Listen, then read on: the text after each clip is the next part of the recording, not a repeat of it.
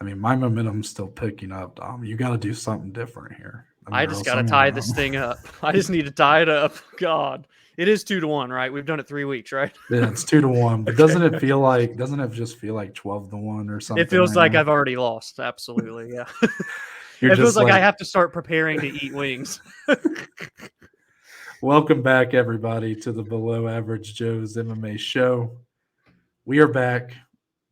Preview time once again. Dominic, you're all right? I yank the earbuds every now and again. Okay. It's all right. Okay. Yeah. Yeah. Yeah, we were not here on Monday. You last saw us in a verbal sparring on Friday. So thank you to those who have checked it out. If you have not, make sure to go give that a listen, a watch after watching this, of course. Thought me and Dominic did pretty good job there, going head to head, toe to toe, per usual. But we are back. Obviously, no episode on Monday, Memorial Day. Hopefully, everybody got to spend some quality time with your loved ones. And yeah, but no UFC, no MMA at all last weekend, Dominic. And truthfully, I felt it. There's always this constant debate, and it's still going on. We'll actually be talking about it a little bit today about is with the UFC and with MMA in general, is less more? Is it better to have less events and therefore the quality of each event would be higher? Mm. And in theory, I kind of like it. And then when we get those weekends without cards, man, it sucks. And Yeah. I know for some people, it's like, why don't you go do something? Well, I'm sorry, I don't have a life.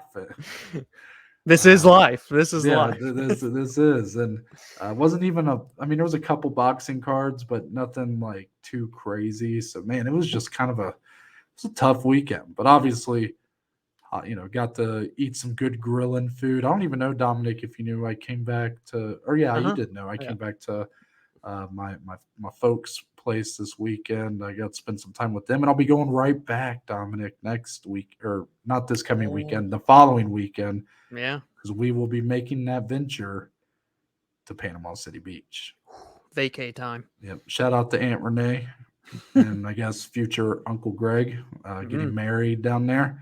So it'll be my first time, Dominic, being in Florida. I'm fully prepared to walk away being a Florida man. What do you think about that? I think Florida life would fit you really well. Like, how a lot of like retirees go to live in Florida? Like, you give me the retiree vibe. I think you're going to really dig it down. You've never been to Florida ever before for like a vacation? Oh, Nope. man. Dude, Okay. I'm very limited in like That shocked where me I've a little. I've been.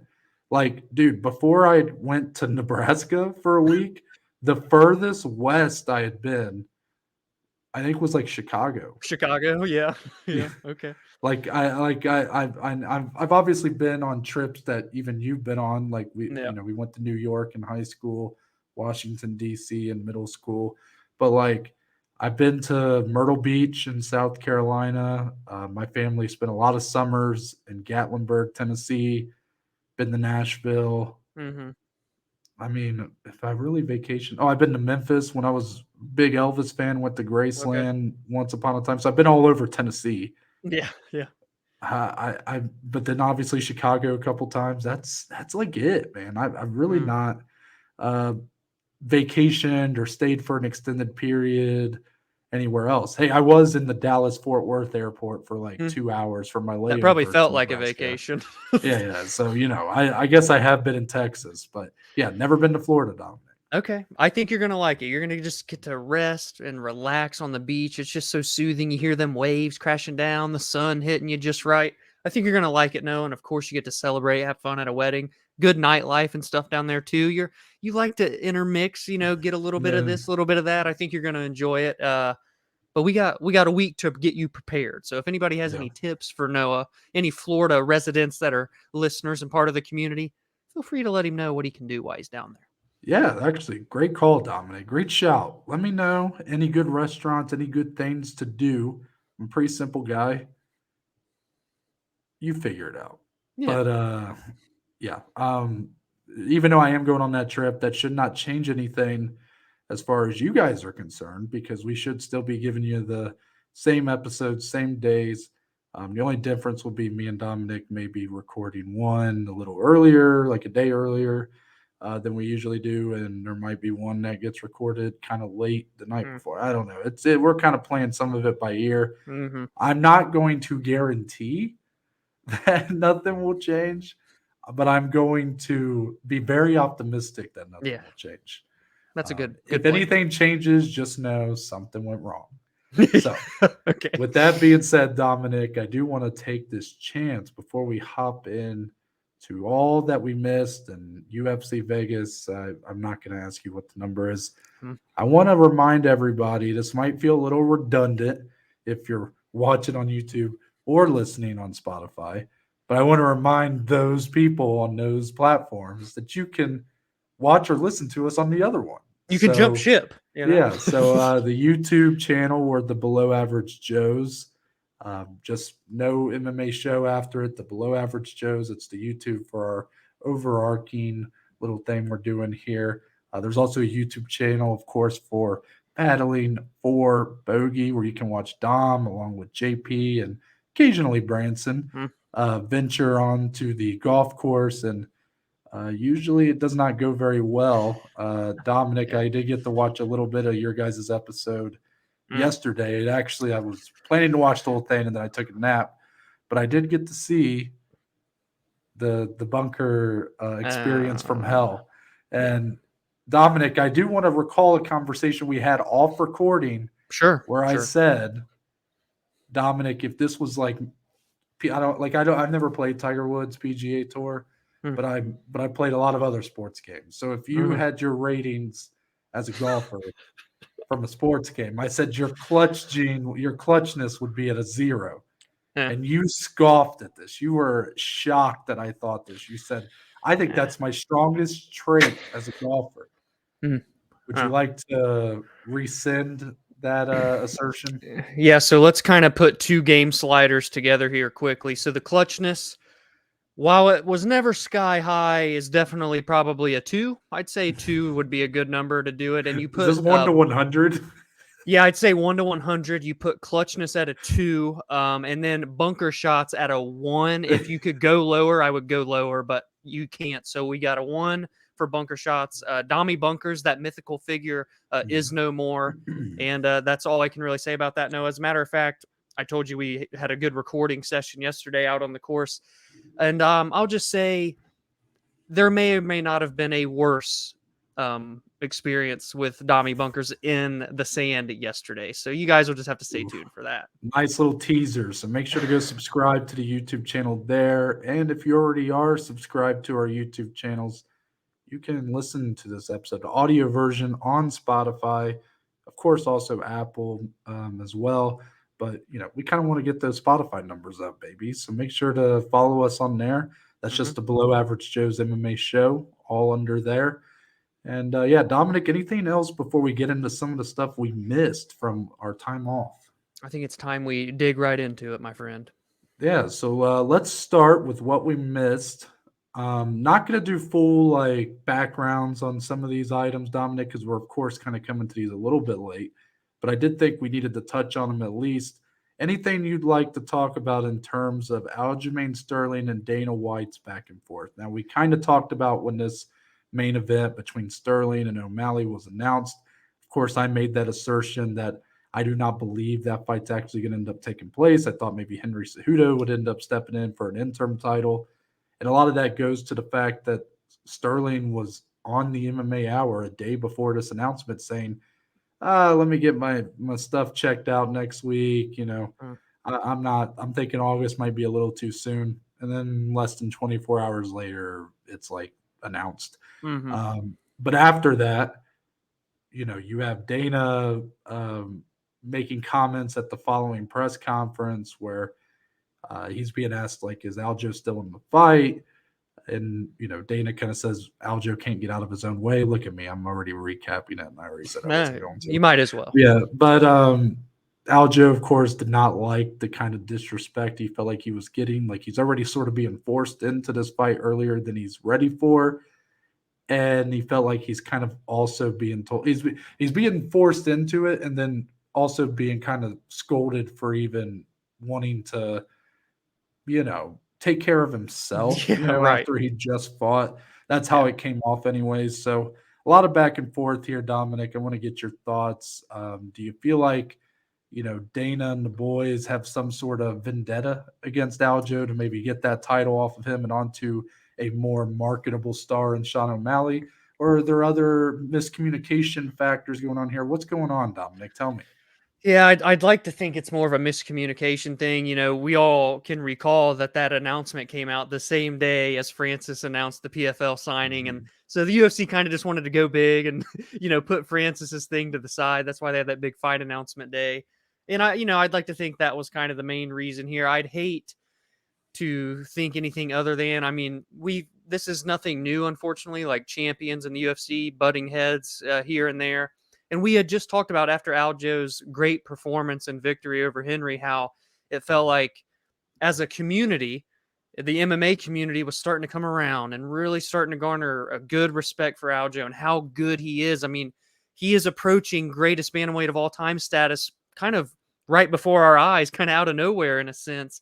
So, I hope these things can get settled. I want that fight to happen. It's a massive fight. It's a huge opportunity for Aljo to get a huge payday and a huge win. And of course, like business side of things, the UFC probably views Sean O'Malley as like, okay, if he's a champion, that'd be great. It'd do us a lot of dollar signs, you know what I mean? But on the surface, they're not ever gonna do anything like that. But I think that could be a good mixture of these problems. But it's all communication, baby. Mhm. Yeah, I'm seeing a lot of people throw around the Dana White privilege in terms of Sean O'Malley and how, Aljo's a guy that apparently Dana's not a big fan of. I could see there being a little bit of Dana White privilege, but Dominic, I actually don't think it's necessarily it's not all on Sean O'Malley here. I actually think there's a lot Mm, of Dana White privilege going around to some of those headliners you're going to be seeing the rest of this year. mm, I think that's what the more we're learning about how this fight came about and how Dana is so just reasserting the fact that this fight is happening August 19th for the bantamweight title with or without Aljo. Now, he yeah, did say it'd be an interim title without him. To me, it makes it clear that the UFC basically had this already scheduled out for the rest of the year. yeah, This fight needs to happen here. Sean O'Malley, I should say, needs to be fighting for some version of the bantamweight title in August, Dominic, because he is actually a pretty marketable star. mm, He has obviously not main evented his own pay per view yet, but I think that's the step the UFC are ready to do with him. yep, He hasn't fought since last October. Now, you look at where the rest of the year lines up. September, Israel Adesanya is headlining. We don't know against who yet, but I have my hunch that it's Jamal Hill. hmm, Then you go October, Islam Makhachev's likely fighting the winner of Beneil Dariush, Charles Oliveira. hmm, November, MSG, John Jones versus Stipe is what I think we're getting. If not, maybe it's John Jones against like Pavlovich or something. yep, December, likely going to be Connor versus Michael Chandler. So I think that's the UFC's plan. We'll see if all that comes into execution. But I think you look at some of the other champions, it's like, okay, what else do you want to headline a card this year? yeah, Um, Sean O'Malley fits that bill. I know Aljo just fought. It seemed like this wouldn't be an issue if Henry Cejudo had won because it seems like he was already all for was that. ready. Yeah, And I'm not sure if that's a plan that the Dana and the boys had communicated to Henry, but they didn't communicate it to Aljo, or if they mm, did, he just was like, "Look, we'll see what happens, but right, can't guarantee anything." So I think this is a plan they had in place, and now it's blowing up in their face a little bit because it does come off super shitty to a guy who just defended the title in May, yeah, and yeah, now you're going to force him to turn around in August.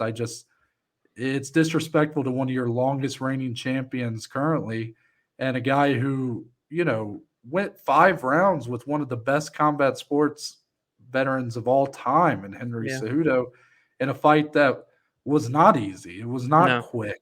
This was not the TJ Dillashaw fight where he got a very injured opponent whose shoulder pops out of place and he just beats on him for 2 rounds. That's not what happened here. And and again, this all just boils down to I don't think it's intentionally. I don't think the UFC brass are intentionally trying to screw Aljo or trying to get the belt off him. I don't think it's intentional, but Mm. I think their mind goes to what can we put at top of that August card that's going to sell well in Boston? What do we have left to throw out there? And it all comes back to Sean O'Malley for them. And they're thinking about the dollar signs. They're thinking about, what's most convenient for them.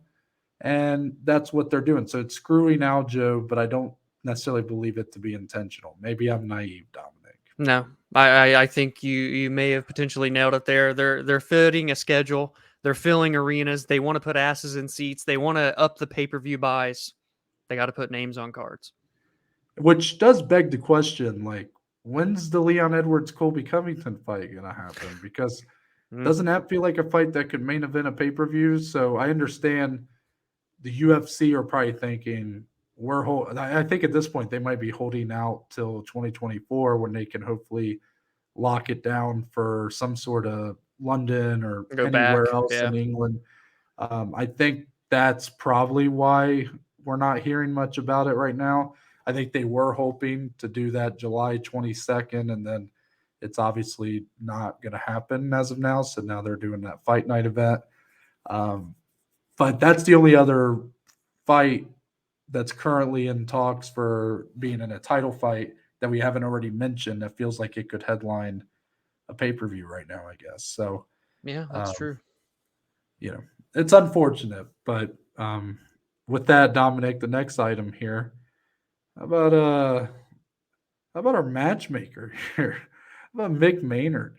Mm. He went on Twitter, threw a little jab at those folks over at Bloody Elbow. He said, "No, something along the lines of no UFC event this week, or even with no UFC, or I forget how he worded it, but it was essentially saying, bet you Bloody Elbow complained about the UFC card this week. The joke being there was no UFC card this week, Yeah. and Bloody Elbow, one of the most well-known outlets for journalism and MMA, and they do tend to be more critical. Is the word I'll probably use. They tend to be more critical than most. But it is journalism, right? They are doing real journalism. They're claiming to be journalists. This isn't like what Robbie and the Barstool guys do, where they're not really claiming to be that. So I think there's a place for all of it in Yeah. this game, but that's just their role to play. So he made that tweet, caused a big back and forth. People from Bloody Elbow speaking out. Mick Maynard did go on to say, I think he even responded to his original tweet, and he said, "Look, I remember the last bad UFC event. It was a long time ago." He didn't specify which one, but basically saying that like none of these UFC events you've been getting have been bad, Dominic. That's what he was saying. I guess your thoughts here, because we've obviously been covering every event, previewing, recapping since August of 2020. Mm. So, of course, when we first started, we were still in the COVID era. And then now we've sort of transitioned out of it, but there's still some of those elements that have stuck around maybe longer than we would have liked, like the Apex events and whatnot. So, your thoughts on this? Do you feel like, I know I kind of said a couple weeks ago something along the lines of like, feels like the UFC have been kind of asleep at the wheel lately. Are you kind of feeling that with some of these events, or, kind of like what we said at the beginning? Is it more of, yeah, I understand why people aren't happy with the quality, but also I just am happy to be getting MMA most weekends of the year. What are you thinking? For me personally, it's the latter there. Fights are fights. We're going to be tuning in. We're going to be talking about the talking points every week, regardless for us. And a week off is nice until we miss it. You know what I mean? But like, I understand the people that are saying, "Oh, these cards are just so terrible. Why don't we just have less cards and put bigger names on fewer cards?" Kind of deal. Well, I feel like, I'm pretty sure it's true that the UFC has an X amount of events that they have to put on a year with ESPN, and like if you're canceling events, you're going to be having 30 fights on a card, and that's just not like a doable thing. And I think that's why they have to put on, what are there, 52 weeks in a year? They fight like 44, 45 weeks or something like that. So that's why they have to do it. It's not like it's a business at the end of the day, and that's the kind of obligations that they have to meet. Yes, could they probably pull some names from other cards and put them on some of the lower fight nights? 100%. I think these fight nights could use a little bit more name value, a little bit more meaningfulness to the cards for sure. But I can't speak on to how they kind of organize the cards and why they place. I mean, obviously, fighters are not always ready to fight on June 3rd, so they got to fight June 10th, so on and so forth. So there's just so many different aspects that I think a lot of people don't like, they recognize, but they don't want to acknowledge it. They'd rather just kind of complain. So it's hard to like kind of see it from both sides for some Sure. people, but I think it's easier for like us to see it from following the sport for so long. No, yeah, I think you make a lot of good points there. A lot of points that I don't think you'll be seeing a lot of. I think a lot of the, I watch a decent amount of MMA content outside of our own, so I've been seeing this come up a lot, and a lot of people are sort of on the side of, look, these events have been watered down. I think that's kind of the sentiment. They're watered down. They're not engaging enough. There's not enough intrigue and checking them out. And what I will say though, Dominic, is I feel like the root of people's frustration is with the very thing that you are attributing it to. I think people are frustrated that the UFC have allowed themselves to be in this sort of deal with ESPN where they're forced to put on this many events a year, thereby watering down their product, forcing them to they have more. Luke Thomas said this today. I didn't realize this. There's more fighters on the UFC's roster than NBA players, and Yeah. which that's pretty crazy. Meanwhile, you also have several Dana White Contender Series bouts through the summer and fall that will sometimes bring in a decent amount of prospects. Of course, we've seen the growth. Dominic, I kind of had that little. I kind of broke down the numbers way back when of, we went from back in season 1, we were taking less than 50% of the winners to last season where, I mean, it was like over 90% of Almost the winners every got one a of them. Yeah. contract. So I will say this. At the end of the day, Dominic, I'll put it like this. It's pretty clear how we believe. I mean, we said it at the beginning. You just reiterated it now. At the end of the day, for us to do this show the way that we like to do it and to stay involved in the sport the way we like to, we kind of need these events to be pretty frequently in the year. I mean, it sucks having last weekend where there's nothing. Yeah. And then you're just kind of, yeah, of course it gives you a chance to do other content, but at the end of the day, this is what we like to do right here. We like to talk fights, talk about the current happenings, future stuff. I mean, that's what's most intriguing to us. So of course we're, going, even if some weeks it's tough, like I've said it plenty of times on here. You get those cards where it's like one fight that really interests you. It's probably the main event. Sure. Outside of that, you're like, it's just kind of a drag. I did mention what I feel like would be a cure, a solution to this, Dominic, is if the UFC just started marketing their events in like a third tier. You started taking those Contender Series bouts and sort of combining them with some of the lower tier fighters, and you do some sort of Contender Series hybrid show. And the big intrigue for those shows would be those probably Contender Series bouts for the most part, but you also get some fights around it. There's like 5 Contender Series bouts a card. You do 5 of them, or if you want to stretch it out across the year, you do 3 or 4, whatever. And then you have like 7 or 8 fights that are more those lower tier guys in the UFC who are trying to stay alive or, make their debuts or whatever. And then you have that step up, which is like those fight nights we get when they're actually traveling. You get the ones that are actually in cities with arenas, with jam-packed crowds.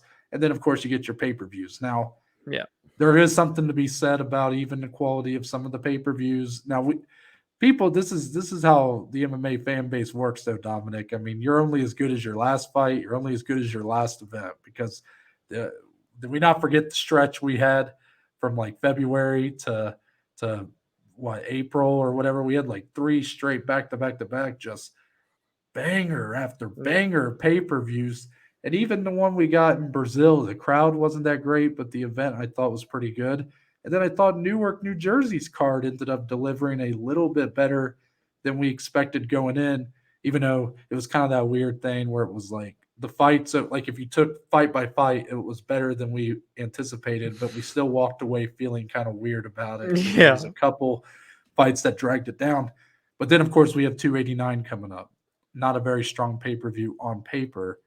But then what's after that? International Fight Week. 291 looks absolutely massive. Yeah. 292's got 2 title fights. That's looking great.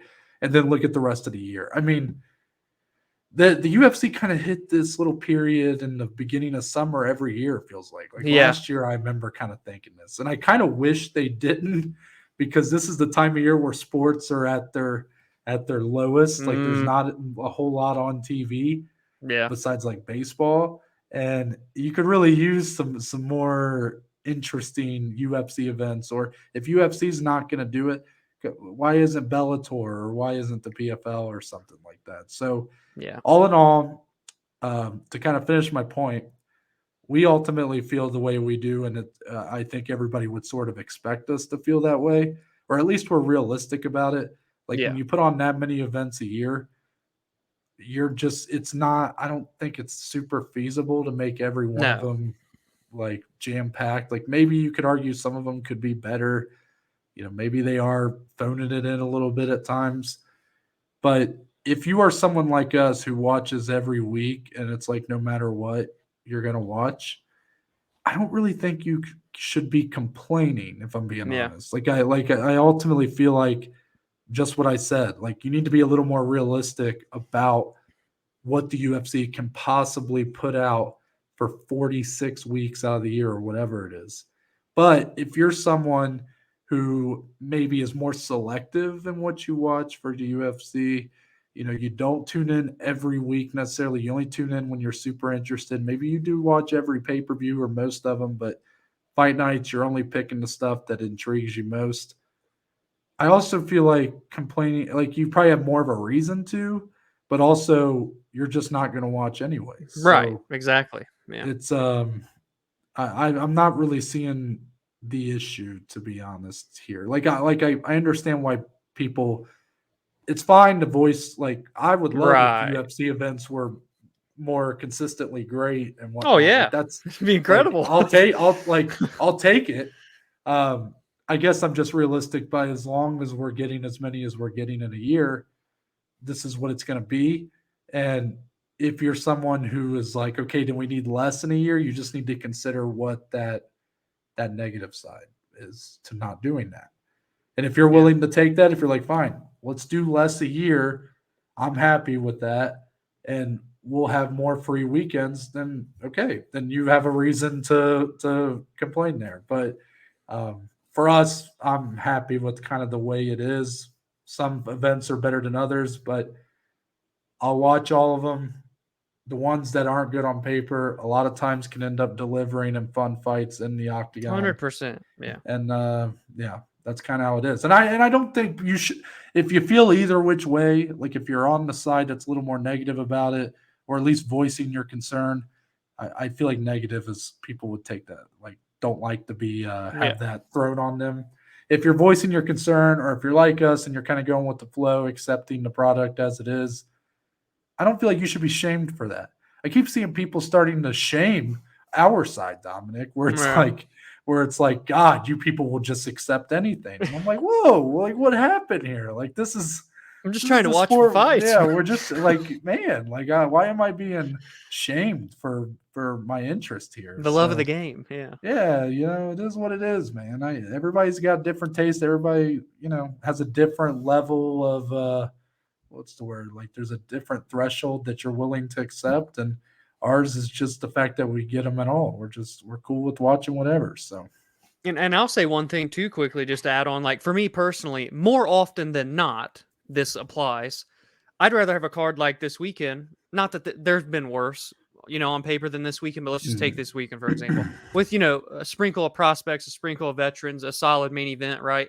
And but if every fight's just so good or just a banger, I'd almost rather have that more often than not than an absolutely loaded card and every fight suck just tremendously, and I feel miserable watching it. You know what I mean? So like, I Yeah. get it. Name value for a lot of people, like you said, pulls them in.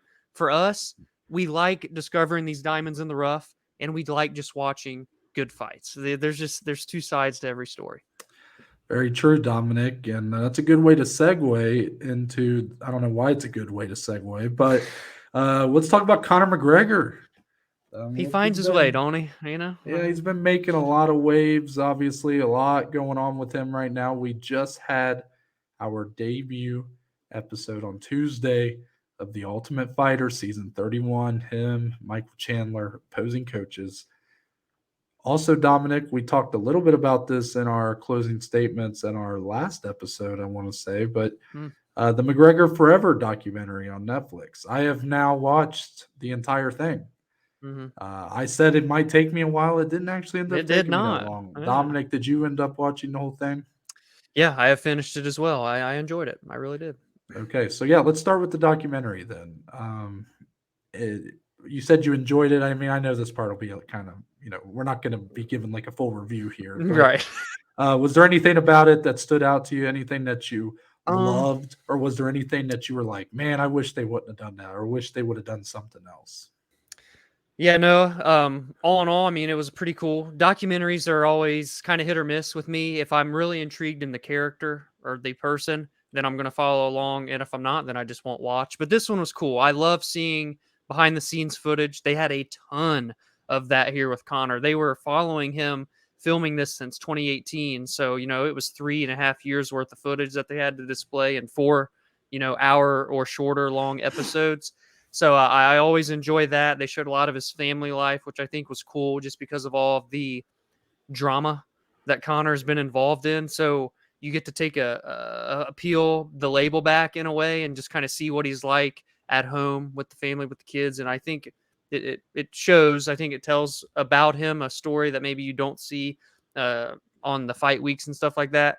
They cut back to a lot of old Conor McGregor interviews and footage, maybe a little bit too much, but they used those sound bites to be implemented in the stories they were telling with each documentary episode. So, I mean, it is what it is there. And then the only other thing that was kind of different from others was they used a lot of like interview pieces like Ariel, Conor's coaches, yada, yada, yada. And instead of like showing them being interviewed, they would take the sound and play it over more footage. So maybe that's just because they had so much footage to get rid of. And this is why they did it. So, I didn't love that or hate that. I just thought it was something to take note of. But yeah, I mean, all in all, it was really cool. And it's cool to see MMA, the sport we love, being presented on a very large platform streaming service like Netflix. So, I mean, yeah, I think Conor fans would love it, obviously. And MMA fans would probably enjoy it. And if you don't like MMA, but you've heard of Conor, you're probably going to tune in as well. So, all in all, no real problems for me. I enjoyed it. Easy watch through, too. Only 4 episodes. So. Yeah, it was pretty easy watch. I'll agree with that. I think my biggest thing, when I got done with each episode, I was like, the biggest disappointing part is it is so uninteresting when they show like him not doing something MMA related. Like when they show his family life, I was like so checked out. Like I just did not care. There was nothing interesting going on. There was no new revelations. Like, okay, him and his wife seem to get along great. He seems like a great dad. I kind of would have expected that anyways. Yeah. But there's like nothing.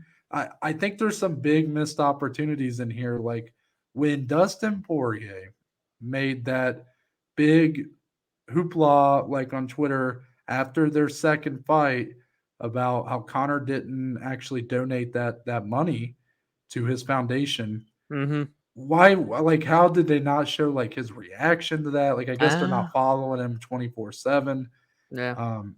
The best parts of this documentary are showing that behind the scenes footage of the fight night, of the aftermath, of the lead up, the training, all that. And Dominic, actually, I loved when they put in those sound bites of people that weren't Connor, whether they were being interviewed, like Dana White's in there a few times, Ariel's Yeah. in there.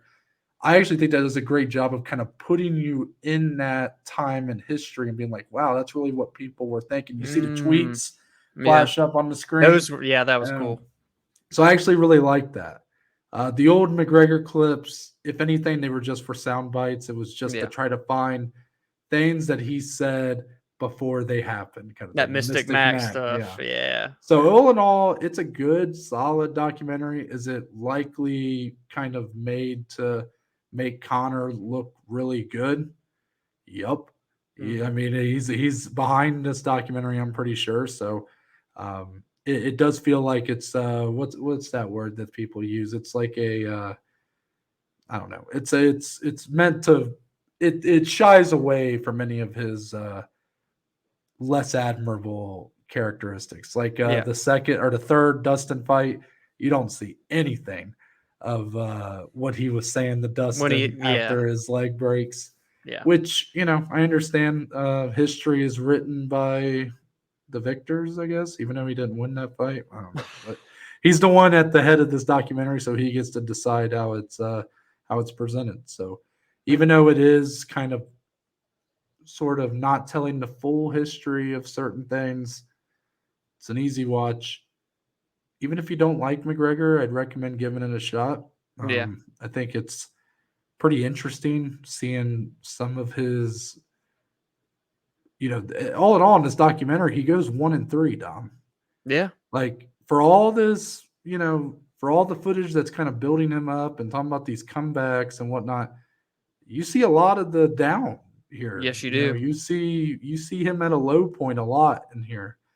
And I do think that was where it shined most, was just showing raw, real reactions to some of the toughest moments of his life, truthfully. So 100%. How about The Ultimate Fighter season premiere? Did you watch it? Were you a fan? Yeah, I mean, it's a copy and paste, right? In terms of the Ultimate Fighter, it's a regimen, formula, if you will. Yeah, the formula. But I like the vets versus prospects. Michael had the chance to pull a prospects, and then they would have had 4 of each, and he chose not to. So it's completely vets versus prospects. Vets with Michael, prospects with Connor, which, still a cool concept. They get to fight each other. Who's going to do better? And episode 1, God, that house is so badass. I'd love to see that house in person. That was like my biggest takeaway was how sick that house was. But, it's going to be fun watch for 12 weeks. It's going to be cool to see who will come out on top through those fights. Will the prospects, favor, or the veterans? In episode 1, I'm assuming, are we going to talk about the result, I guess? I mean, by now. I didn't tweet it just because it was just happening. And some people might have slept. But no, Roosevelt Roberts, 10-second knockout. I mean, God, did you agree with the stoppage? He looked out to me in the replays. Yeah, for sure. I mean, I know he's going to argue it because he's the one that just got knocked the fuck out in 10 seconds. Like, of course he is. Dude, it was Nate Jennerman, I think was his last name. But Nate Jennerman. Man, so they showed they did a really good job they do a good job of telling everybody stories when they're getting ready to fight. I've always liked that about TUF, and like the footage about their family, yada, yada, yada. So then they played all that about Nate and like the family life and how bad he wanted this. And then they showed him after the fight. Oh, dude, it hit me. It hit me harder than I thought it was going to, man. Like it was that thrill and the agony moment. Roosevelt Roberts got cut from the UFC, got knocked out badly in his last fight in the UFC, comes back, gets a 10-second knockout, bam, looks great. And then they show that about Nate, like everything he had worked for, and he felt his world just crumbled down. That hit me, brother. It was all in all. I enjoyed it though, but that was my biggest thing from the episode for me. Yeah, that was very tough. My key takeaways from this episode. Overall, I thought it was solid. It's tough. It is what it is. It's a formula. But I mean, isn't that kind of like every reality show? Let's be honest here. True. Like if there are MMA fans, actually, I will say GC brought this up, and I thought it was a fair point because you'll see people who are MMA fans who will kind of shit on the Ultimate Fighter, but meanwhile they'll be like diehard fans of I don't know, Love Island or some shit. Like, Yeah. and you kind of go like, but they'll complain about how repetitive TUF is and stuff, which just shows MMA gets held to a higher standard for Mm, their fans. But yeah. no, I thought that was an interesting point. I was like, yeah, I mean, why would I expect the formula to change all that much? Like, it's kind It's of the effective. 31st I season, mean, you it's know? effective. I saw a Yeah. lot of people saying they were hoping to see more of Connor and Chandler's like interactions. Mm, And while I do agree to a certain extent, I have this internal battle where I want the focus to be as much on these fighters as possible because it is kind of their time to shine. That's the whole point of doing the show. You're in the pressure cooker, all that. yeah. But with Connor and Chandler, you kind of expect that they're probably going to get a lot of the attention. I'm sure we'll see more of it. I did find it very interesting in the clips they were showing for next week. First off, the Dana running meme. Dominic, you had to have seen that. You had to. As soon as a show starts showing stuff for the rest of the season, I turn it off. I don't want to see it. So I Oh, saw it on okay. Twitter, Dana Yeah. running, but I didn't know the context to it. So Well, that's all that it doesn't okay, show anything else okay, with it. It's just that. But the Dana running meme, yeah, hilarious. Well, I won't. I guess I won't tell you what else was in that the rest of this season. But there was someone who they showed being present that you would kind of go, man, that you look at Connor and you go, man, I don't think Connor's gonna like that. And then you look at Chandler and you go, I don't think Chandler's gonna like that either. So it should be interesting. hmm But any other takeaways? Is this the same house that they filmed the damn slap show in? That was a couldn't tell you that takeaway I answer. had because I did watch. There's this. I watched the video where they were kind of going through the slap house. Don't ask me hmm why, but Yeah. it had like the basement where they had this like pool tables and stuff, and it hmm looked like this house had that too, which I know Okay. is not like a super indicative, but I was like, wait a minute. Is this Could the have been. same house that they filmed the slap show in? Which I would kind of probably assume it is, Yeah. which if so is like kind of makes it lame now. Yeah. Um, how about proper 12 in the house? Nothing could possibly go Huh. wrong Yeah. with They even had the new introducing a little flavor I proper saw 12. too, the Yeah. apple one. I So mean, just having it out just right yeah. in in anybody could just get it, pour themselves a drink. Nothing could possibly go wrong there. Yeah. Just see And all the other 30 seasons. this was my first time, Dominic, watching. Well, no, I think I did watch a couple. I don't know. This might have been the first time I really watched TUF live. Now that I think about it. Oh, like as it aired. Well, I mean, it's on the Yeah, network now. It's on Big Boy yeah. Like I don't think ESPN. I've ever because with Pena and Nunez, I watched it like right before the finale. I like binged the whole thing, hmm and then I didn't watch the Volkanovski Ortega season until a lot later. Yeah. So yeah, I think this was the first time I watched it live. Big thing that's going to be hard for me to not notice moving forward. You can basically tell how long a fight's going to go by how much time's left in the episode. Yes, you can. Yes, you can. And I Yeah. was I was looking at my phone and I was like, boy, This will be something's a quick about to one. happen. I said, something's about to happen. So I kind of hate that. Yeah. I wish there was a way for them to like do it halfway through the episode and then the rest of the episode could be whatever, more training. I don't know, but I get it. You kind of want Yeah. it to end with the fight. Yep. I don't know, Dominic. I was sitting there like, man, I'm like, I knew something was going to happen. Then about 10 seconds, it still caught me off guard a little bit. So, all in Did you all, see so, yep, go sorry. ahead. There was No, one go more ahead. thing I saw on passing on Twitter today. And I didn't necessarily see how Chandler spoke out on this, but he said that in the beginning where him and Connor meet for the first time and Connor goes 185, huh? And Chandler's like, "Oh Right. yeah, middleweight, you know." And he goes, "You'll do what you're told, mate." and Yeah. then they kind of just cut away.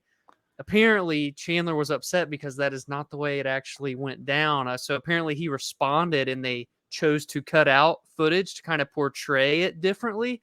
So I just am going to kind of keep my eye on that moving forward. I saw some people talking about that on Twitter, like, what? Did you No, read tough would the cut. did you read the article? Not the full article, no. Because I think it went on to say like Chandler. It made it sound like Chandler was like upset by it, and I guess he Yeah. was, but also he said he didn't remember responding to it Mm. Or he's like he wasn't sure if he responded to it. So Yeah. like he didn't even seem that confident in what he said. But no, that shit happens all the time in reality That's TV. They reality. had it, Yeah. yeah. Yeah. So like to expect any different on Tough, I mean, of course they're gonna try to make Connor look good. I mean, Yeah. that's what they're gonna do. But I mean, it's still a pretty sick, line there. Yeah. Yeah. Um, even though Dominic butchered the shit out of it. But anyways, with that, Dominic, you ready to move on to UFC Vegas? The 74. all right, 74. You ready to get into the main event? We shall. I love it. The first men's flyweight main event since Moreno versus, oh, did I already forget? Why did I forget? Sergio Pettis back in Yeah. 2017. We will see Kai France take on Amir Albazi. It is a pick 'em, Dominic, minus 110. Either way you slice it. Car France, of course, was coming on the heels of probably his best run in the UFC today. He won 3 in a row, including a big, highly emotional, well-earned decision over Askar Askarov in Columbus. We got to see that live. Car France felt like an absolute star Mm-hmm. there. Probably got one of the loudest pops of the night outside of like Herb Dean from the Yeah. crowd. Yeah. Meanwhile, you have, but he is coming off a loss. He did springboard that 3-fight winning streak into an interim title shot against Brandon Moreno. He did lose that one. It was a pretty close fight early, but then Moreno ultimately got the finish. I think it was a liver shot, wasn't it? It was something in the third Yeah. It was round, I want to nasty. say. Then in your other corner, you have Amir Albazi, and we've been pretty high on Albazi for a while. He is probably one of those guys on the short list of prospects, and now he's sort of in that bubbling contendership of guys who you believe could really push for a title, in this division, like Yes. guys that could really compete with the top of the top. However, Dominic, you look at his resume, and it's really missing someone of the caliber of Kai France. So I will admit, when I first saw these odds, which was yesterday, I was a little bit shocked that Amir Albazi and Kai France came in equal. I actually thought Amir Albazi would have been a heavier favorite. So I Mm. think a lot of respect being given here to KKF. And I'm okay with that. I'm happy with that. I'm not saying it should be, more in Yeah. Albazi's favor. But I think it's pretty clear here that Albazi has looked fantastic through his 4 UFC bouts, but he's yet to prove that with that jump up in competition against the best of the division, he's still going to look that good. Meanwhile, Kai France has fought a who's who Yeah. of flyweights and even bantamweights coming down to flyweight. And yeah, it's hard to know if he'll ever really be champion, but you know damn well what you're getting with KKF. So Dominic, you evaluate these odds, you look at them, you go into the lab, you're trying to put together your bet slip. What did you think when you saw minus 110 both ways? Um, I think on paper, I would think in terms of skill sets, Amir would be favored more. But when you look at the experience and how Amir just debuted in 2020, and as Noah said, has 4 fights, all of course to lower level competition, he kind of snuck his way in to the number 7 spot in the flyweight division here. Meanwhile, KKF has been fighting, as Noah said, the who's who. I mean, he's fought Brandon Moreno twice, Cody Garbrandt, Askar Askarov. Very good competition. Brandon Royval, don't forget Raw Dog. I mean, he's fought a lot of these guys that are in the rankings or have been players and still are players in this division. So I think these odds are pick 'em because of that very reason. Because when you look at it, who's the guy that can get into the firefights and take these risks? It's KKF. That seems like a dangerous thing to do against such a smart, level-headed, very well-rounded fighter in Amir Albazi.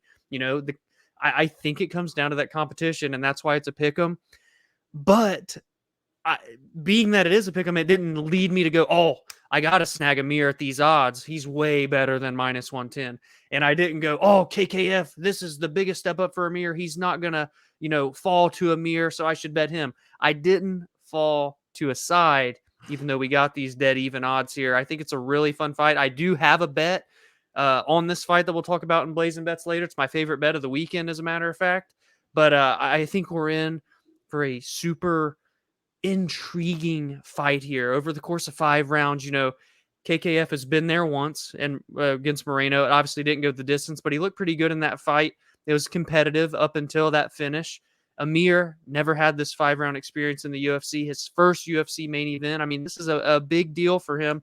And you add in that big jump in competition. I mean, you're going from Alessandro Costa to Kai Kara-France, who has fought for a title. That's a very, very large jump. Can he make that jump successfully? And if he does, I'll confidently say he's a future champion, 100%. Interesting you brought up kind of that firefight aspect, because if you look at Amir Albazi, Dominic, I think what's most striking about his game is that it's really not eye-popping at all. Like, it's not necessarily anything flashy that he does or the highlight reels he puts together. He's just so consistently good Yeah. everywhere. Yeah. I mean, he very rarely is making a mistake, at least Yeah. through 4 fights. And yes, you look at the competition, you got Zalgas, you got Malcolm Gordon, the brother of Davison, Francisco Mhm. Figueiredo, and then Alessandro Costa. I know he was originally supposed to fight someone else on True. in that spot, and then Costa was like a late replacement. But it's kind of like the Islam thing. It's like at the end of the day, he has not fought you're not necessarily blaming the guy. You're just saying Right. it is what it is. He hasn't fought that kind of competition. So yeah, technique wise, technically speaking, Amir Albazi, I feel like he's proven himself. Even I Right. understand it's lower competition, and maybe I'm putting myself out on a limb here, Dominic, but I believe in this guy from what I've seen. You just look at the skill set he's brought. He's not just beating those 4 guys, he is destroying those 4 guys. And it's not with the flash, it's not with the pizzazz, Nope. it's by just sticking to the game plan and being super, super high level everywhere. Yes. KKF, however, Dominic, is a guy based off of his level of experience, the competition he's fought, who I feel like could match Albazi in some of those aspects. He can Yeah. be a very technically sound fighter. However, that firefight aspect, I actually think, is the thing that works against KKF. I know he's faced the fire more often, but Dominic, he's also lost when he's Yeah. faced the fire. You look at the fights like with Royval and with Moreno, those were firefights. Those were back and forth slugfest and sometimes got a little wild. And Mm. he ultimately was the one that didn't get his hand raised at the end. I don't know how Albazi would react under similarly stressful situations. Like, I'd love to see him and Royval fight just because, Mm. Royval's going to bring that out of anybody. But with KKF here, I think you're going to see Kai at least attempt to sort of messy this fight up. Like, try to make it a little messy. Try to get Albazi out of his comfort zone. And that's Yeah. going to be really the X factor here. Is Albazi going to be willing to throw himself into the fire, or is he going to be more patient, Mm. reserved, and stick to his game plan for however long this fight lasts? And Dominic, I got to be honest, I believe in him. I believe in Yeah. Albazi. I believe in him enough to where I am taking Albazi money line as one of my Blazin Bets for the weekend. I know we'll talk about that more later, but at minus 110. It will not surprise me if Kai Kara-France wins this fight, as good as he is. And I love the guy. I kind of hate to go against him here. We got to see him live, Dominic. I mean, it was like his biggest moment so far. But Albazi is someone I've also been very high on, who I believe in. And I do believe he is going to be a guy competing for a title. And I think in order to do so, you have to beat a guy like Kai Kara-France. So, Yeah, and what's crazy is I said how big this would be for Amir to make this jump and get a win. And it's like, oh man, if he does, I'm calling it now. He's going to be a champion. But on the other side of the coin, if Kai France can win here, can competition jump aside for Albazi, this would be a huge win to really show just how damn good KKF is as well. That's why I think this is so intriguing. There's so much more to dig into rather than just say, a rising prospect versus a guy that's been there and done that. I think it's going to be fun, man. I think it should be competitive. If someone like just one-sidedly destroys the other, I'm going to be stunned, potentially stunned. yeah, I would definitely be stunned if we see anything like that. I'm not expecting Albazi to walk through Yeah. KKF. I think the 5-round aspect benefits Albazi, if I'm being honest. So that's Mm. kind of part of why I believe, like, I think the consistency over 25 minutes will show through. But you do make a good point. Like, even though these guys have fought vastly different competition and feel like they're in pretty, they're like Albazi is sort of, he is a win away here from being in KKF's level. Yeah. But also, it doesn't feel like with a loss, KKF necessarily drops down out of that Right. level either. So the stakes are similarly impactful for both, because you're right, Dominic. It feels like Albazi already has sort of garnered this respect from the Mm. community of being like a future title challenger, or at least an absolute problem at the flyweight division. So for KKF to get that win, even if maybe Albazi proves to be a little bit not that guy, for now, that win's going to really Yes. propel him right back into perhaps another title shot. And in a division like flyweight, KKF's one of the bigger names of the division right now. You don't know where Davidson's going to go. Yeah, I know he was supposed to fight Manel Kopp, and now that's not happening, or maybe it is, or maybe it's not. I don't know. But he may go to bantamweight. He may Yeah. not. He Yeah. may retire. He may not. He may go Right. back to cutting hair. He may not. Yeah. You get the point.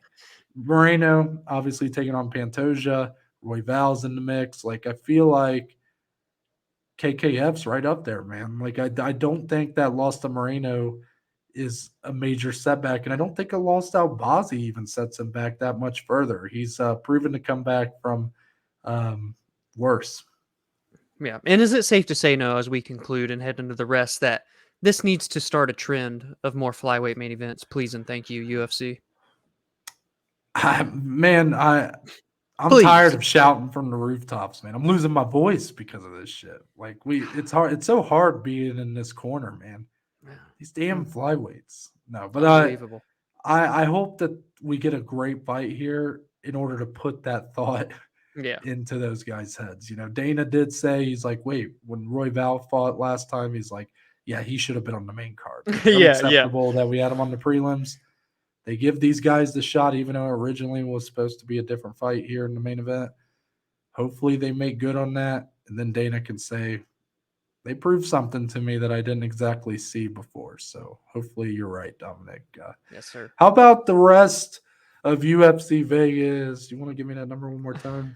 74, almost to the 3/4 mark of Thank you. 100. Thank you. So as we said earlier, this fight night's obviously stacked because we said we're not allowed to complain about these cards. So obviously, Dominic, we think every fight on here is a banger, and this is the best fight night of all time, right? Yeah, yeah. We even had a little shake up today as we were getting into the show, Noah. Jim Miller lost his opponent. He was fighting Jared Gordon. Jared Gordon is out. He will now be fighting, according to Sherdog, as at the moment we're recording this, 6:12 p.m. on a Thursday, Jesse Butler. He is 12-4. That is Jim Miller's new opponent there. So there's the last minute card switch as we're recording this as well, Noah. I did not see this. And that sucks. That really sucks. All right, I'll talk about the co-main event, Dominic. Bruce Leroy's back. Alex Caceres taking on Daniel Pineda. This fight's going to deliver, and I don't care what anybody has to say. I understand. Should it be a co-main event? I don't care.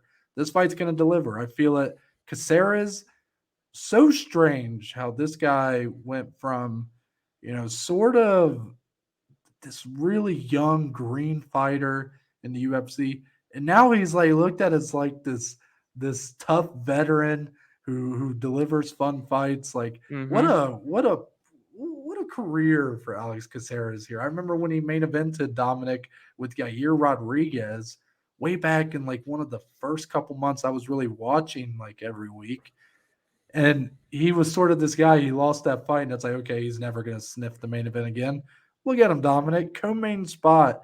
And Daniel Pineda himself, like, you look at these records, these guys have been through the gauntlet, man. You got 20-13 for Caceres and 28-14 for Pineda.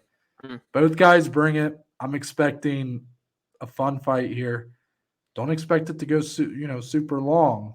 Mhm. But I ultimately feel like they got the odds right, though. I do feel like Caceres is the warranted favorite. But Pineda, man, he's a guy. Look, 5 decisions in his MMA career, he's lost all 5 of them. Yeah. So as long as he ain't going to a decision, he's got a pretty good chance of winning. What do you think? Yeah, man. I think this is going to be a really fun firefight. Alex is still number 15 in this division, so Daniel Pineda could win and get a ranking next to his name. That would be absolutely wild. Not on my 2023 UFC bingo card. And for Alex, real quick, you talked about years ago now. He's been in the UFC forever. He's still only 34 years old. And I think he's been in the UFC for like at least 11 years, maybe 12 years now. Had that main event a long time ago, but he's just now in the best era of his career. He's won 5 of his last 6. The only loss to Sadiq Youssef. He's been getting finishes more often. Like, he really has evolved, not to like an extreme level, but you've seen him just get better and better. He can win another one here and make it 6 out of 7, confirm that he should be in the rankings, and then move on to fight a guy ranked above him. What a kind of, just as you said, a weird journey, a very different journey than you're used to seeing for a lot of these guys in the UFC. So I think that's a good co-main. I think it should be fun.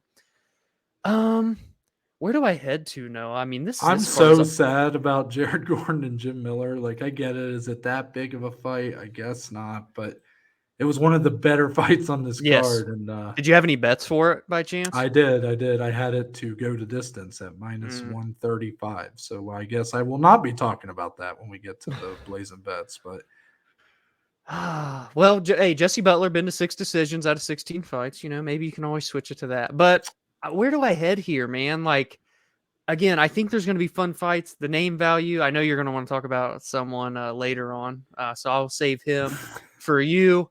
Maybe we talk about. I've seen a lot of people actually. We'll talk about this one for a second.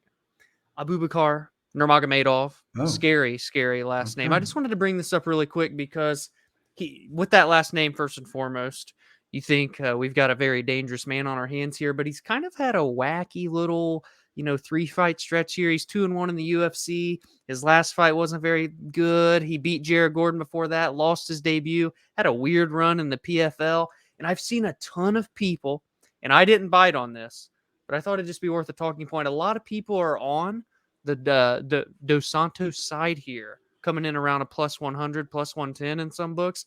A lot of people are taking him to win, even though his UFC tenure, yes, it is longer, more experience than Abubakar, but nothing like to tip your hat on or write home about. So I just think that's an interesting fight to keep your eyes on, because Nurmagomedov, I feel like, is still held a little bit in regard to like having potential at this weight class at 33 years old, but it's kind of like show us now or forever hold your peace in a way. So it may not jump off the page to people. It could be exciting. It could be boring. I'm kind of all over the place with this fight, but I'm a little bit intrigued to see what happens there, Noah. So I just wanted to bring that one up. Well, I'm shocked that's the fight you went with next. But because you brought it up, I'm surprised you said that about our guy Zaleski Dos Santos. I mean, he's 9-3 in the UFC. His last 2 losses, Muslim Salikov and Leach. Yeah, That's pretty it's great. good. I mean, there's no such thing as a good loss, I guess. Right, But right. I mean, that's pretty tough. And then, of course, Dominic, infamously, his last fight was against Benoit Saint Denis, which is the fight that got a ref fired, like in the middle of an event. You remember that in Abu Dhabi? That was Is that when that was? yep, Wow. yep. History made. Yeah, but yeah, I would definitely lean Dos Santos here, but also I'll admit you see that last name and you just go, nah, it's probably a good reason he's a favorite. So um I can't believe you did not bring up Tim Elliott. Tim Elliott's fighting this weekend. He's going Should be up against fun. Victor Altamirano. But Dominic, Tim Elliott coming in here with a lot of baggage. I know Mm, you've had to see some of the pictures, some of the tweets hmm about his personal life being kind of in turmoil right now. Won't go too much into detail. I know everybody already knows it, but no need to recap it. But I think it's kind of this could be an incredible moment if he goes out Mm. here and wins, considering everything he's going through. Altamirano is an interesting matchup for him because they both feel like guys who get better as the fight goes on, Yeah. and they're going up against each other. So something's going to have to give there. Tim Elliott, of course, has the the higher level of competition and experience. You know, he won the Ultimate Fighter back in the day, gave Demetrius Johnson a really good fight. Dominic always Yes. talks about that in the dorms. Yeah. Mm-hmm. And Altamirano has looked pretty good. I mean, he lost his debut and then he's won 2 straight, but it's hard not to root for Tim Elliott here. And I saw he's been tweeting saying no more 3-round fights, no more decisions. He's coming for a KO. He's coming to get a finish. I just sometimes I worry about, you know, if you're coming in a little bit too emotional, it could cause some slip ups here. I think it's going to be fun. It's a flyweight, you know, fight. It should be action packed. We'll see what happens there. Okay. With that, Dominic, we will be talking about more of these fights later in Blazin Bets, but for now, let's talk about the fight announcements. Mm-hmm. A lot to talk about here. And I'm just going to go down the list, Dominic, and you can tell me what sounds good. Bring it on to me. Let's start with the PFL. Holy shit. Y'all thought it was over. No, it was got worse. Not. It did get worse. Last season's light heavyweight champion, Rob Wilkinson, coming off a win over Thiago Santos, who, by the way, also popped for PEDs. Yeah, that's right. Rob Wilkinson, test positive, Dominic. He will miss the rest of the 2023 PFL season. We will I'll come back with some numbers or some analysis once the fights, we're doing like the preview for those fights. Sure. Because Dominic, I mean, their light heavyweight season's just in total disarray. Right it's done. Like, yeah, it's done. I mean, we're talking, and then heavyweight as well. Like, I think this makes it 6 guys in total who have tested positive, maybe 5. Doesn't really matter if it's 5 or 6. And a lot of them are winners, of course, so that doesn't help anything. And this is your champion, Bruno Capoloza, on the heavyweight side, testing positive. So that one hurts, and obviously that means he's out. I forget who he was supposed to fight, but he will no longer be fighting in the next couple weeks. After that, though, Dominic, we did get an announcement that Bellator versus Rizin 2 is happening July 17th. We, of course, did not get to talk too much about the first Bellator versus Rizin back in it was New Year's Eve, I think. So that was during that time when there wasn't a whole lot going on. That's when we kind of do more of the other series we do. So we didn't get to talk about it too much, but your main event, lightweight Grand Prix, the final matchup of the first round, AJ McKee taking on Patricky Pitbull in the main event. And it is official. The flyweight division is coming to Bellator. And nothing could possibly go wrong. Ray Borg be damned. Because Kyoji Horiguchi will be taking on Makoto Takahashi. This is happening, of course, July 17th. Kind of interesting that they never had a title on that Horiguchi-Ray Borg fight, but then they were going to anyways. Make this. Or how about August 5th, Dominic, the card rumored for Nashville, Tennessee. Casey O'Neill back taking on Viviane Araújo.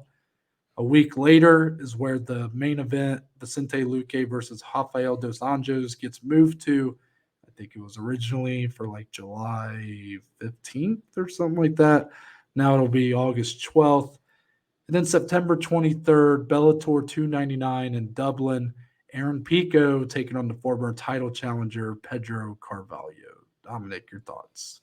First off, the PFL shambles. That's terrible.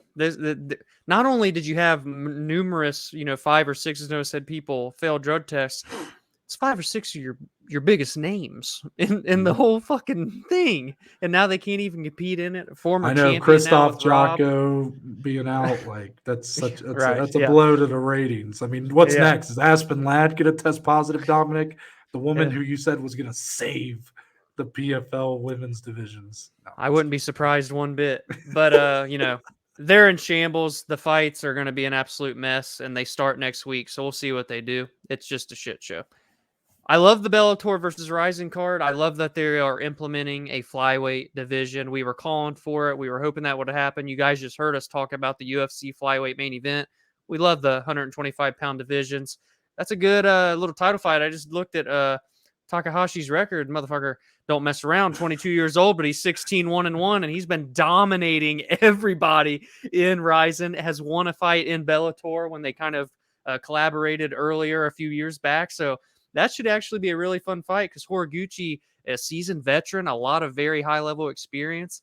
If Takahashi can come in and win that fight, that's actually quite incredible, I think, to become the first champion there. Obviously, AJ versus Patricky. Finally, we get the final fight of the first round of the fucking... These Grand Prix last 3 years, I swear, all the time in Bellator. So I'm glad we have that going down. Is that in Japan, I think? Yeah, it's not something hosted like that. domestically. Okay. Yeah. Other than that, like from the others that are just basic fight announcements, not on the same card, I'm kind of coming back around on Luque and RDA. Like I had my gripes when it was first announced, like just being worried about what we could see, but I've been able to let it simmer, and I'm like, there's no reason it shouldn't be a fun fight at the end of the day. It is going to be a main event, I think you said, Noah. So obviously of the three, I'm excited for that one. I will just say Casey said that she's not fighting August 5th, so I really hope she is, because we could potentially be at that card. She's one of my favorite female fighters on the roster. So I hope that fight happens, and if it does, that's a really good one with Araujo there. It tests a lot of women's skills. I like all these. No real gripes from any of these. I forgot. I was looking through the DMs. I forgot that she did come out and say that. So, but she could be fibbing. Maybe. You never know. I'm gonna take a guess that fight's not happening. But so ignore that one. But I mean, Dominic, what's up here, man? I mean, I make a little joke about the PFL. Did that joke upset you? I mean, what's going on here? What do you mean? Your energy changed. I mean, your energy is just out of nowhere. Just out of nowhere. I understand that you are ashamed of your Aspen Lad PFL take, but you don't need to take that out on me or the viewers. It's a shit show. Some of their biggest names are gone. Like it's destroyed. Oh, okay. All right. In all seriousness, yeah. I mean, you're right. Like heavyweight and light heavyweight obviously aren't like two of their stronger divisions, but yeah, when you consider the only names that were really carrying those divisions are now out of those divisions for the year, it hurts. They're likely the winners of these divisions too. Yeah. No, I know. I'm with you. I tried to make a joke, and Dominic just like, geez, like don't jump down my throat, dude. I mean, my God. No, but you know what's weird too? I'm actually just gonna focus on the PFL one. Like everything else is cool. I'm happy with it. I do think it's a little weird. The Bellator. I mean, I understand why they're doing it now, where McKee and Pitbull gonna headline this card, but it from a tournament perspective, this fight should not be happening this late in. No, not at all. Like they should have lined it up where it was like on the same card as another one. Yes. These guys should all get the equal amount of break, the same amount of break. Whatever. I mean, it is what it is, but obviously that's not happening here. PFL. After last season, where I felt like the last couple seasons, since we've been watching, more attentively. Mm-hmm. Felt like the first two, like the first season went well, but then the next season built off. It was even better. Yep. Because we've seen, is this the fourth season we've seen in PFL now? Or no, there was no 2020. This will be the third season. Yeah, there was no that we've covered. Okay. Yeah. So yeah, it felt like 2021, good. Yep. 2022, even better. Yep.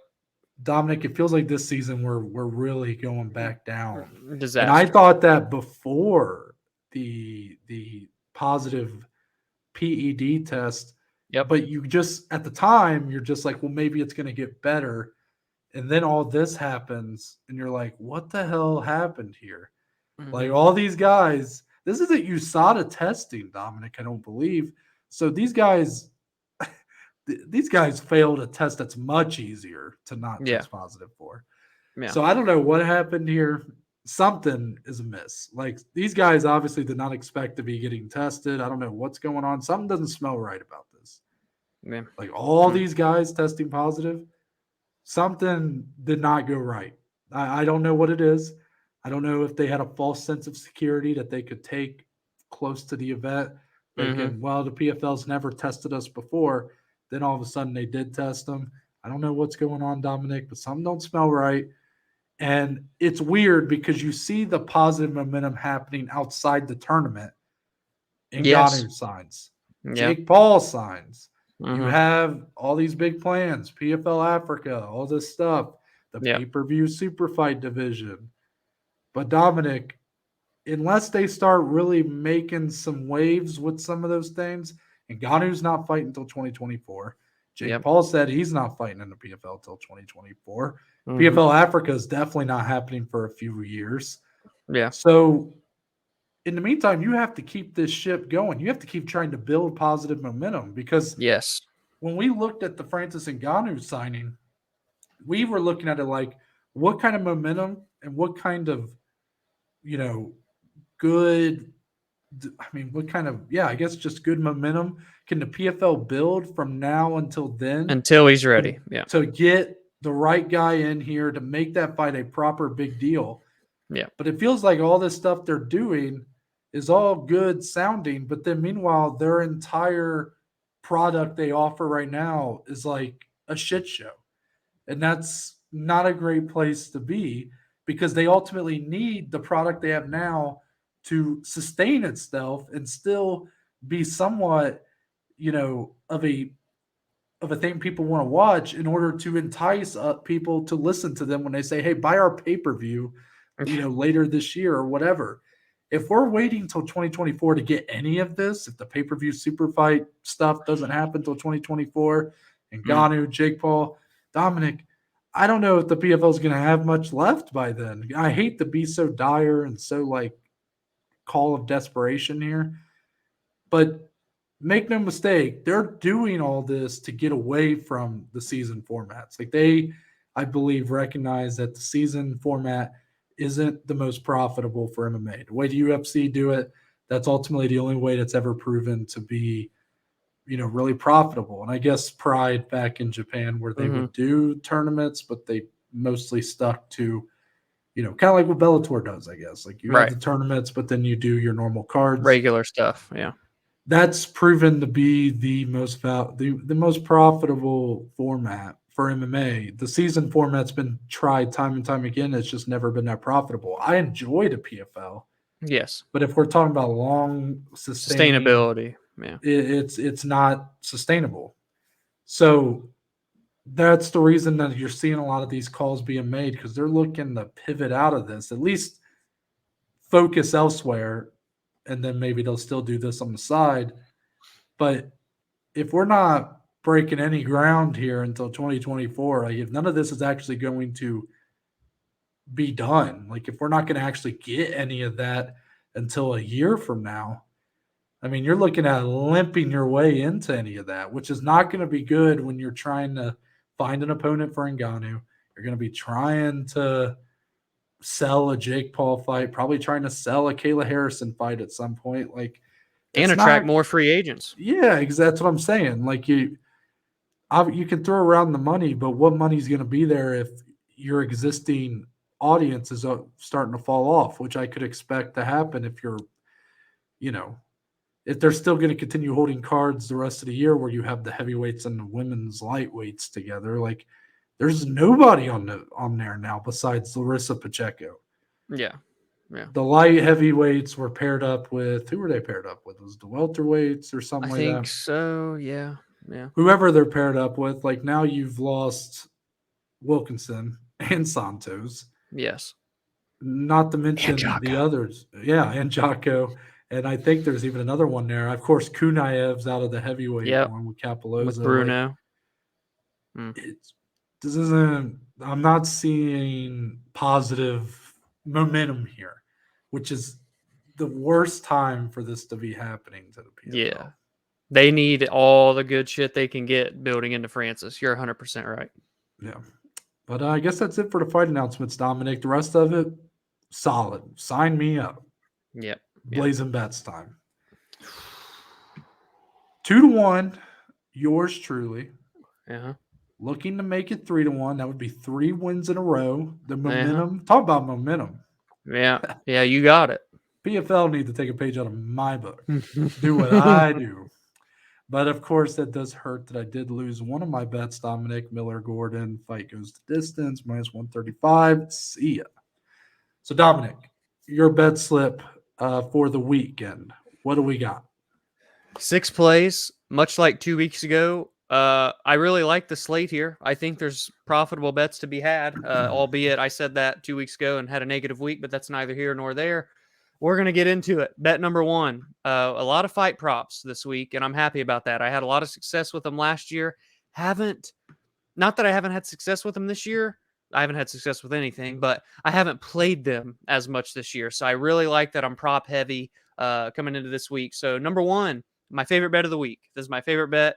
Cara France Albazi, the flyweight main event inside the distance minus 115. I love this bet. I love when fighters like this clash over the course of 5 rounds. I just don't think it's sustainable for these two guys to go 25 minutes. Cara France has a 60% finishing rate in terms of 21 out of 35 fights have not gone the distance. And if you look at Albazi, 14 out of 17 of his fights haven't gone the distance. You add in 2 extra rounds. I just think there's so much room to be had for finishes here for both guys, regardless of who you think is going to win. Like Noah said, he's going to be playing Albazi. I think he can finish KKF. I think KKF can get a finish with Albazi with how good Kai's power is. He has very underrated power for 125 pounds. I love that bet so much. That's my favorite one of the week. Bet number 2, Alex Caceres, Daniel Pineda, inside the distance. It's a bit chalky. Chalkiest play of the week. It's minus 175 is what I was able to get that at through some line shopping. Caceres, 19 out of 34 haven't gone the distance. A little bit more than half. I know he has a good chunk of decisions, but this latter run that he's been on, we've seen more urgency. We've seen more finishing capabilities. And I mean, Noah already said it earlier. 40 out of 45 fights for Pineda have not gone the distance. That's hard stats to keep up with if you're an MMA fighter. He's kill or be killed. I think it's going to be a great fight. Number 3, another fight prop inside the distance. Let me make sure I don't forget the names. Karine Silva, Ketlin, Souza, inside the distance, minus 150. Karine Silva, don't fuck around. 18 out of 19, Noah, inside the distance for her. She's actually a pretty good prospect to keep our eyes on as well. And for Souza, 12 out of 16 inside the distance. Honestly, I'd love to even play like an under 2.5, but I like giving myself that extra 2.5 minutes. No, I get too scared. I don't want the ass to clinch up too soon. So I went with that one there inside the distance as well. I'll hit my parlay last. So I'll go 2 money line plays, debated a third, but I'll probably save that for Noah. So one of them, Felipe Lin's money line plus 115. Call me crazy here, but I think there was something about that new physique, that new Felipe Lin's physique that I saw knock out OSP in February in the first round that really led me to take him here at the plus value. That's basically the reason that I took him. I think this should be a pick 'em at worst. And Maxime Grisham is 39 years old, a very kind of mixed bag of results in the UFC, not been as active as well. I know Lin's had a little bit of a layoff, but has since, when his return in 2022, remained active with 2 back-to-back wins. I just really like him at plus value there. That's all it came down to. And this one is a bit of a chance, and that's just because I'm betting on kind of an unknown here. I'm betting on someone who's coming in on short notice. I'm taking, I could butcher this, but I'm going to say it as it's spelled, Muin Gafurov, money line plus 110. He is taking on John Castaneda on short notice, but take away that the guy's 27. He's 18-4. He's finished 17 out of his 18 wins. Noah, he's been in UAE Warriors. He's been on the Contender Series. He's been in the LFA. He's been in one championship and fought John Lineker. So yes, he's debuting. Yes, it's on short notice, but the guy's got really good experience. John Castaneda, not the prettiest of records in the UFC. What is it? He's 2-2. The competition, even though he's been in the UFC longer, is not up to par with what the debutant has here in Gafurov. So I'm taking a chance here on the young guy at plus 110 money line. In the last one parlay, and it just cracked the Mendoza line, plus 101. It is a 3-leg fight prop parlay. The first one, Elise Reed, Jinu Fry, over 1.5 rounds. Leg number 2, Tim Elliott, Victor Altamirano, over 1.5 rounds. I'll say Tim Elliott's tweets are making me a little bit nervous on that one, but I feel confident we can go 7.5 minutes. And the third leg is Santos, Johnny Munoz Jr. inside the distance. Round those three out. It just cracked at plus 101. I like it. I like my slate. A good mix of plus money, a good mix of a little some chalkiness. I need a big week, Noah, to halt your momentum. Yeah, you do. You really do. Because I'm coming. I'm coming. Pause. But now that I lost one of my plays, I will say follow us on Twitter at the Bajma, the BAJ MMA. The full list will be put out there. Maybe it'll stay the same as what you saw here, but we do give ourselves that chance to add more, of course, when fight night comes. So I feel like I'm going to end up adding something, Dominic, because I'm feeling a little vulnerable here, and you'll see why. So end up with 6 as of now. 4 singles, 2 parlays. I already mentioned Amir Albazi money line minus 110. How about Alex Caceres, Daniel Pineda under 2.5, Dominic, at minus 135? It would be a real shame if that That's 2.5 baby. minutes in the third round that I do not cover would be where a finish happens. You already said everything that needs to be said, though, for why there's a finish. I'm being a little greedy, taking that extra little bit closer to that plus money and giving up 2.5 minutes. I did Karine Silva minus 3.5 at minus 130. So I like that. Her finishing rate's super high. I mean, and with a finish win for her, this would cash. So really, I did this to get the price for her down because I feel very confident she's going to win here. I don't think it's going the distance, but if it does, I better hope she's kicking some ass because minus 3.5, that's a decently steep amount. But I thought she looked damn good in her debut, and I'm kind of excited for what she offers here going up against a debutante this time around. I like Karine Silva minus 3.5, minus 130. I'll take it. I'm still trying to test out these spreads, Dominic. It's new, man. Yeah, it's new. I got to I'm trying to get used to it. I've not even done one yet. And finally, I had to do it for the bit. Andrei Arlovsky by decision. Yeah. Plus 150. I'll admit, though, I really only did it for the bit.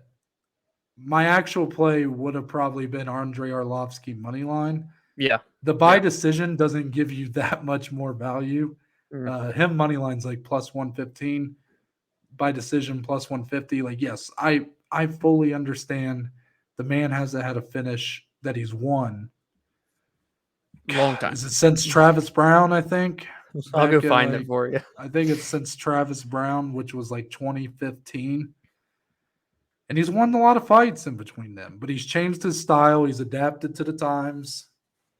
And he's a lot better he's in contention, Dominic. If Jim Miller were to lose here and Arlovsky were to win. Oh, he gains on him.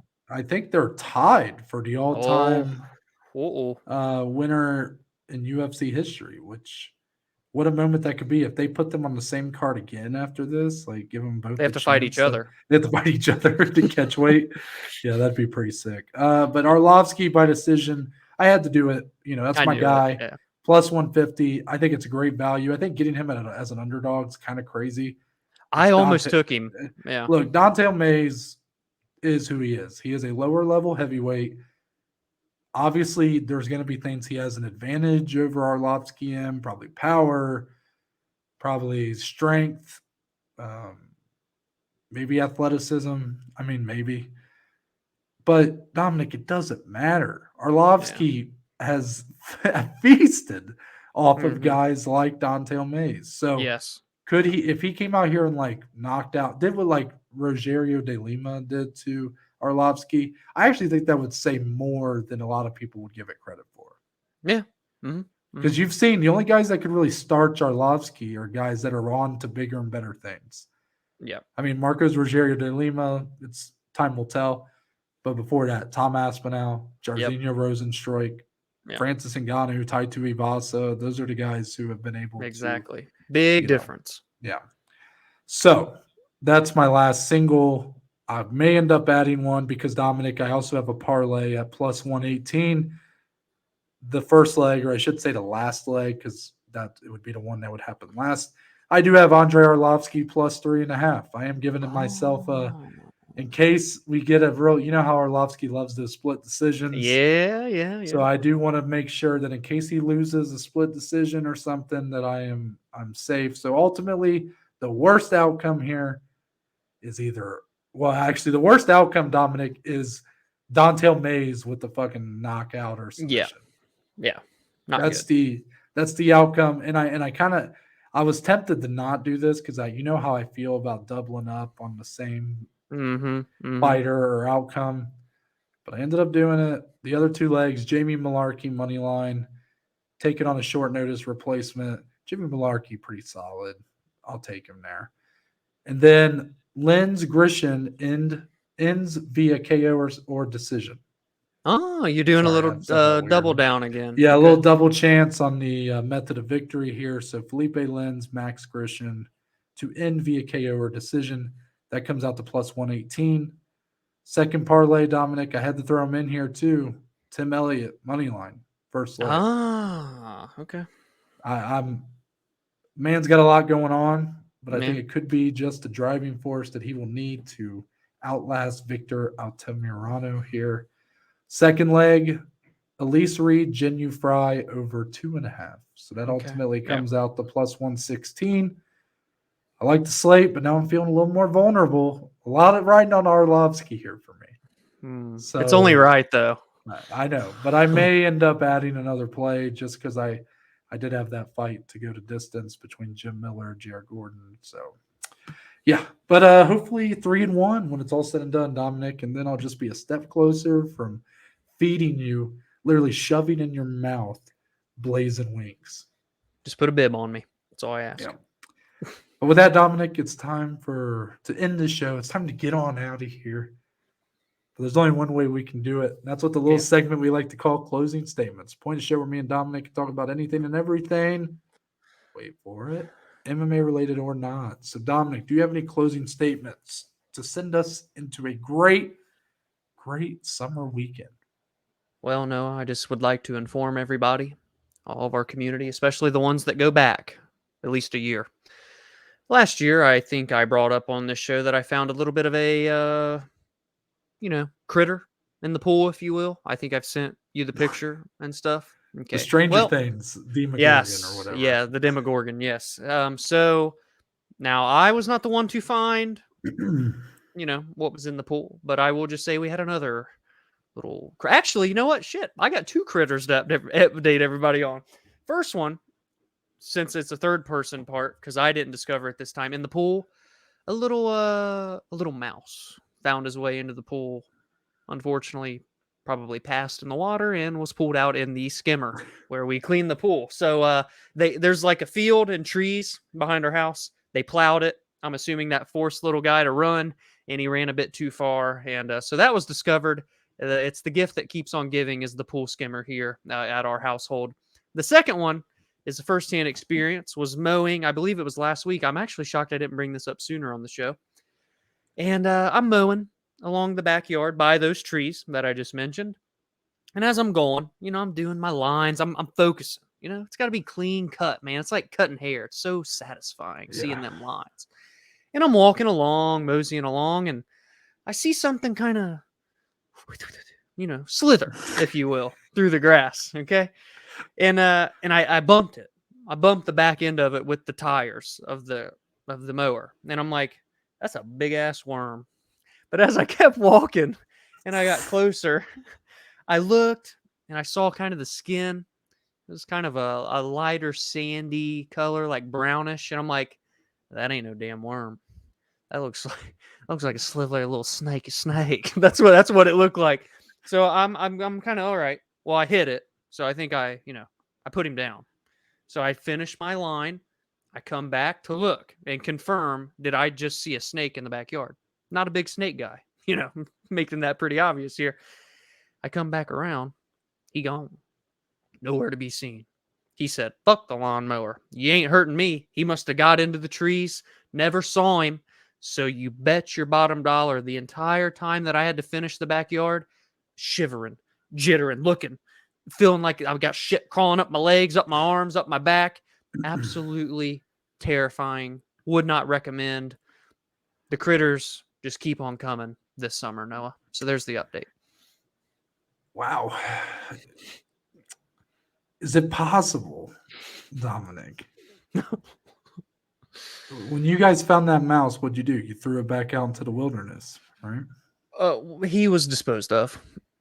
Okay. So you threw him out into the wilderness. And could that have possibly been a chain reaction, a cause and effect Oh, that caused the snake to enter the premises and therefore. oh boy. So wait a minute. He was run over by the damn. He was run over. Yeah, the blade must not Blades have got and him. all. The blade must not have got him. He must have just got out of the way and the tire got him. Your But he ass- stopped. your He ass stopped must have moving been, though. Your ass must have Oh, been dude. refusing to look at him because I'm like, how Dude. could you not tell? You must have been just stonewalled. Like, I'm just gonna pretend like he's not there. That's it exactly. That's exactly. Because I'm like, how did you not tell? Like, you're like, oh, that's not a worm, that's a snake, and I just ran him over, and you didn't like. This is like in the movie, Dominic, when the bad guy shoots the good guy, and then he just like goes, "Ha, he's dead," walks away. And it pisses me off because I'm like, why don't you just like empty the clip into him and make sure? You're right. Yeah. It's a big problem I have with like action movies sometimes. So Okay. that's what you did, Dominic. That snake was John McClane. Mm. I don't even know if that happened in Die Hard. It probably didn't, but I get the point. that snake was John Wick. I don't know, some action hero. Yeah. You were the bad guy, and you said, he's dead. Yeah. Keep mowing. He gone. There's a sequel. You know, that snake's coming back for revenge, Dominic. Boy. Like you're gonna be in the pool. Oh, dude, if it comes into the pool, I'm gonna. It won't be good. You're gonna think it's a toy. You're gonna be like, look at this toy in the pool. Pick it up. All of a sudden, just snaps on you. Oh my gosh! I just hope the cameras are going to be on, and I will share that if that day. Look, I'm a wildlife expert now. I have followed a guy named Fishin' Garrett on TikTok. Shout out to him. The man travels barefoot through the Everglades out in Florida. Wow, Dominic, have you seen any of those TikToks? I have not, but that sounds utterly terrifying. I don't know how much you know about the Everglades because I didn't know much about it before I started watching these videos. Terrifying. Now that I've seen big alligators. Yeah, so this man's walking around barefoot and he is right up against alligators and crocs, and he is a Steve Irwin in the making, but a more hillbilly version. Yeah. Okay. But very entertaining. But now I'm a wildlife expert, so I am aware that snake you saw was non-threatening to you. Well, I would like to think so. So if you need somebody to come dispose of it, call me. I'll get behind it. I'll my best Steve Irwin impression. Like, yes. Look at the size of that one. Like, yes. Hunker down behind it, grab it, just start wrestling around with it. Like, he's always got a big bite on him. This one. This might be my top 5 favorite conversation. This is the worst Australian accent ever. I'm trying to think. Like, can I do an Australian accent? That's not a knife. This is a knife. I think it's actually pretty good. That means it's bad. If you say it's good, that means it's bad. No, well, okay, could be. Because every time you tell me I pronounce a name well, usually someone else hears it and goes, "That was the worst thing I've ever heard in my life." So, well, my name's Noah Baker. That's Dominic Slee. We are but just two of the below average Joes, and we'll see you guys on Monday.